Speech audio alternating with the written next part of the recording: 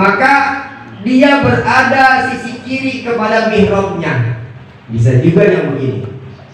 Kalau posisinya ketika membalikkan seorang imam dan si imam itu mengkirikan sisi kiri imam di samping mihrab, berarti bagaimana? Ya itu mihrab itu kan yang bulatan tuh, bukan? Mihrab ini jadi orang tempat imam. Jadi pas posisinya si mihrab ada di sebelah kiri, berarti mansub kan? Nah, jadi ada itu. Kalau di dalam kitab yang lain, kenapa dalilnya Allahumma antas salam?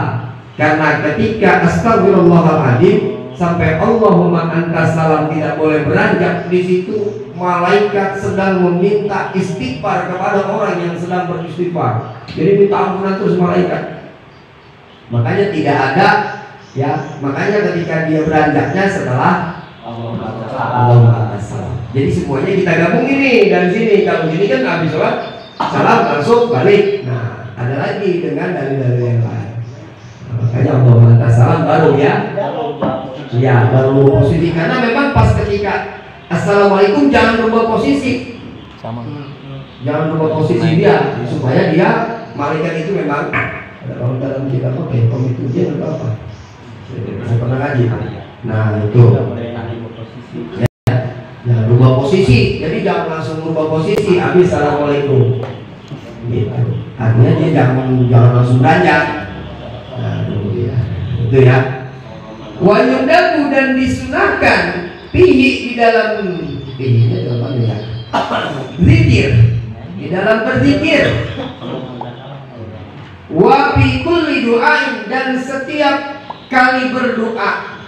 Nah, jadi ini sunahnya kalau sunahnya ya setiap zikir dan setiap doa raf'ul yadaini yaitu mengangkat kedua tangan. Nah, kedua tangan summa mashul wajhi bihima. Kemudian setelah mengangkat dua tangan kemudian mengusap wajah bihima dengan dua tangan tersebut. Setiap kalimat doa ya gitu. Ya, nanti hadisnya saya belum tahu ya. Tapi yang jelas kita baca aja dulu di sini. Ini kelihatannya sudah nomor 2 nanti ya. Nomor 2 mana nomor 2 ini? Nomor 1 ya salah juga. Oke, habis ini. Ya. Summa masul wajhi kemudian mengusap wajah bihima dari keduanya dengan dua tangan. Lalu bagaimana dengan dua dan zikirannya? Zikir-zikir setelah sholat, doa-doa setelah sholat ini kita udah maksur. Wadda'watul maksuratu dan juga doa-doa yang telah masyhur atau maksur. Wassolatu dan juga sholawat kepada Nabi awalahu wa akhirahu. Jadi kalau berdoa karena bagian daripada mustajabud doa, doa itu harus diawali dengan sholawat dan diakhiri dengan sholawat. Memang itu salah satu doa paling etika atau adab doa ketika pengen diijabah. Diawali dengan sholawat dan diakhiri dengan sholawat. Wa ayyan sorifal imamu dan seorang imam beranjak. Beranjak itu berarti misar. Ya, misar. Akibat salamihi jika telah selesai salam. Idza lam yakun syai'an nisaun. Idza lam yakun sama ya. Oh, sama orang. Idza lam yakun sama nisaun. Kalau tidak ada orang perempuan. Oh, ternyata dia malu ternyata orang laki-laki oleh perempuan. Wa yanqusul makmum dan makmum diam. Jangan beranjak dulu hatta yaqumal imam kalau imam belum bangun. Lah sekarang boro-boro imamnya udah udah habis imam baru masih berdiri aja.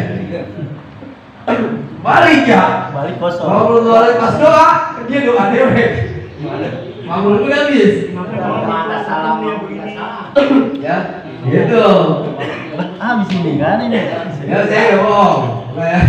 Ya bohong. Itu pernah berpikiran, tapi pernah berpikiran saja bahwa semakin zaman semakin ke depan ini kan orang itu semakin sibuk. Sampai saya kalau dulu kita di pondok emang kenapa kita wiridan dikit di pesantren, karena aktivitas yang sibuk itu maksudnya aktivitas setelah sholat maghrib itu langsung ngaji, maka dikit wiridan kita.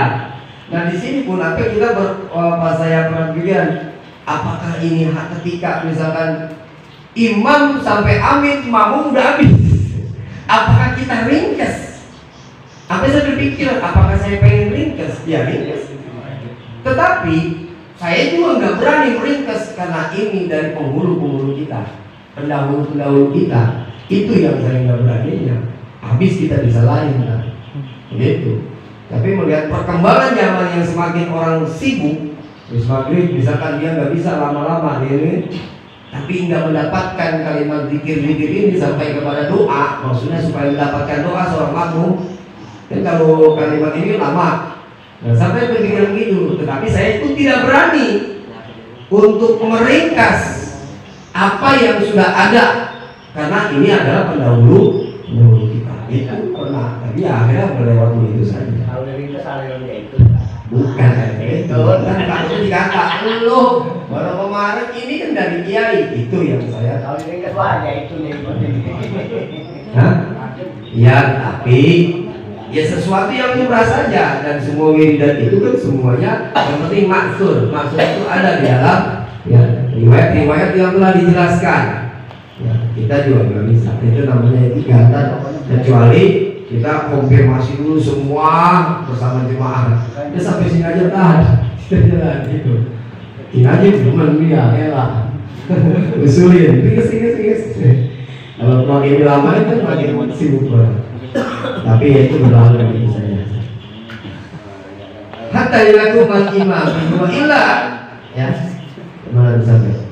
Hatta yakumal imam. Jadi seorang makmum diam dulu. Kalau hatta yakumal imam sampai imam itu bangun. Wa yansorifa fi jihati hajatihi, dan baru beranjak dari mana dari arah mana yang dia mau. Kalau bahasanya begini, wa illa papi jihad yamini, dia boleh baru beranjak tuh dari mana aja, mau dari begini mau ke kanan, belakang. Tapi yang paling bagus adalah ke kanan. Begitu, ada aturan-aturan begitu ya. Kemudian setelah salat wa ayyab sila, ini kita ringkas. Wa ayyab sila baina sunnati wal fardhi bi kalam. Yang juga seorang itu yang ketika selesai sholat harus memisahkan di antara sunnah wal fardhi dan fardu ya.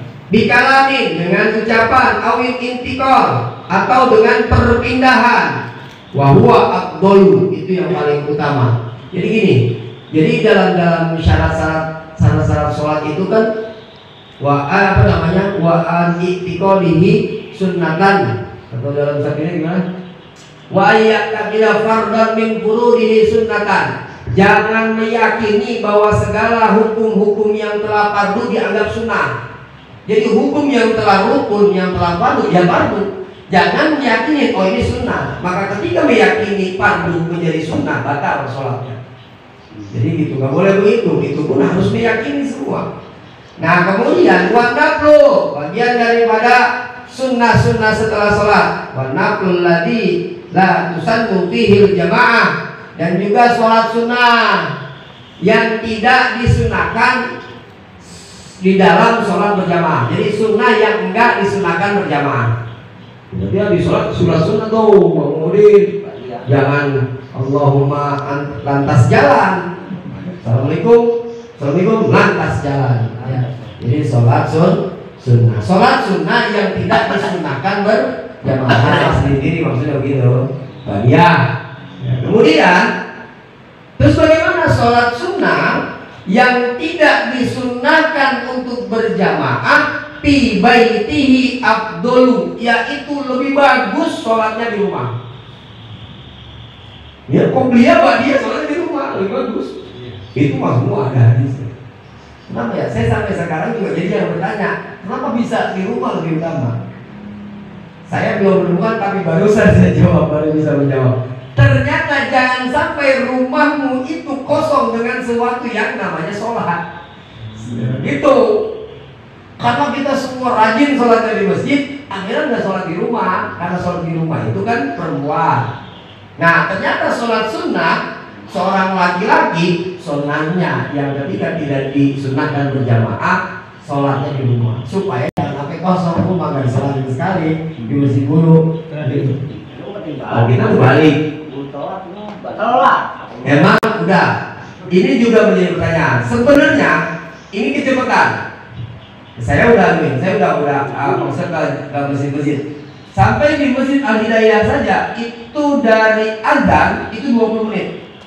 Kenapa ini dibilang cepat? Karena 10 menit dari azan.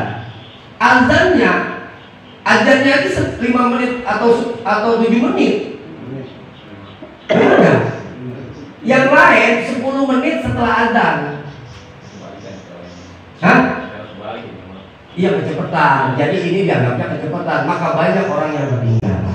Orang saya di Masjid Al-Hidayah lama, pas sini ternyata waktunya dari azan itu dia hampir 20 menit. Atau kalau nggak salah 15 menit. Yang penting yang jelas nggak ada 10 menit. Jadi saya nunggu lama banget.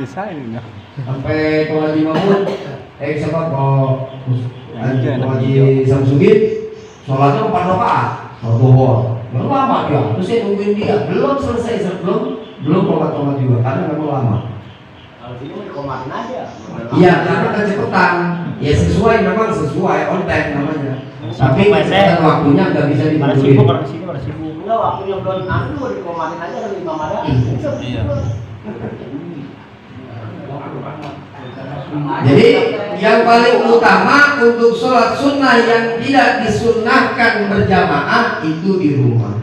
Wa min sunanis sholat, dan di antara sunnah-sunnah sholat yaitu al-khusyuk. Khusyuk susah kita untuk. Jadi syarat tata cara khusyuk itu yaitu salah satunya ya khusyuk itu hudurul qalbi, yaitu menghadirkan hati kalau kita sedang sholat. Terus kemudian tatapan mata kita ke tempat sujud itu bagian daripada cara khusyuk. Sama mentadabburil lafzi, mentadabburkan lafaz-lafaz yang kita baca.